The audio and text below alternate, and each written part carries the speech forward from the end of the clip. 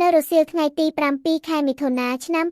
2025ច្រកតំបន់បឹងត្រកួនស្ថិតនៅក្នុងស្រុកថ្មពួកខេត្តបន្ទាយមានជ័យត្រូវបានកម្លាំងថៃទាញបារះបិទមិនឲ្យមានការចរាចរណ៍ឆ្លងកាត់ដោយឡែកចំពោះច្រកតំបន់ម៉ាឡៃស្ថិតនៅក្នុងស្រុកម៉ាឡៃខេត្តបន្ទាយមានជ័យនឹងត្រូវបិទនៅថ្ងៃស្អែកទី8 ខែមិថុនាចាប់ពីម៉ោង12ថ្ងៃត្រង់នេះបើតាមការជូនដំណឹងរបស់ភាគីថៃមកច្រកម៉ាឡៃខណៈច្រកបឹងត្រកួនភាគីថៃបានបិទមិនបានជូនដំណឹងអ្វីនោះឡើយជុំវិញការបិទច្រករបស់ភាគីថៃដែលជាប់ព្រំដែនខេត្តបន្ទាយមានជ័យគឺទើបតែមានការបិទច្រកតំបន់បឹងត្រកួននិងច្រកកបៀនផ្សេងជាបន្តបន្ទាប់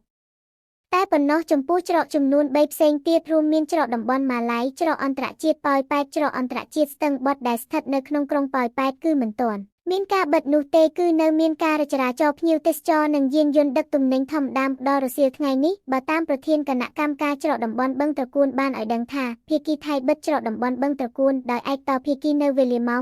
1:15 នាទីដោយមិនឲ្យមានការចរាចរណ៍ចេញចូលអ្វីនោះទេរីឯនៅច្រកតំបន់ម៉ាឡៃវិញគណៈកម្មការច្រកតំបន់ម៉ាឡៃបានឲ្យដឹងថានៅថ្ងៃនេះគឺច្រកតំបន់ម៉ាឡៃដំណើរការជាធម្មតាតែយោងតាមការជួបដំណឹងរបស់ភាគីថៃនៅរសៀលថ្ងៃនេះនៅថ្ងៃស្អែកទី8ចាប់ពីម៉ោង12ថ្ងៃត្រង់ថៃនឹងបិទលែងឲ្យដំណើរការច្រកទៀតហើយការបិទច្រកខាងលើជាបន្តបន្ទាប់ធ្វើឡើងក្រោយលោកកឹមសុវណ្ណាអគ្គកុងស៊ុលកម្ពុជាប្រចាំខេត្តស្រះកែវតាមរយៈលិខិតទៅកាន់ក្រសួងការបរទេសស្ដីពីយោធាថៃដែលប្រចាំការនៅតំបន់ព្រំដែនខេត្តស្រះកែវបានឲ្យដឹងថាចាប់ពីថ្ងៃទី7 ខែមិថុនាឆ្នាំ2025ទៅច្រកតំបន់និងច្រកកបៀងរវាងព្រំដែនថៃនិងកម្ពុជាត្រូវបានបិទជាបណ្ដោះអាសន្នឯកតោភាគីដើម្បីរងចាំការចរចាពាក់ព័ន្ធករណីជម្លោះវិវាទព្រំដែនគោករវាងថៃកម្ពុជា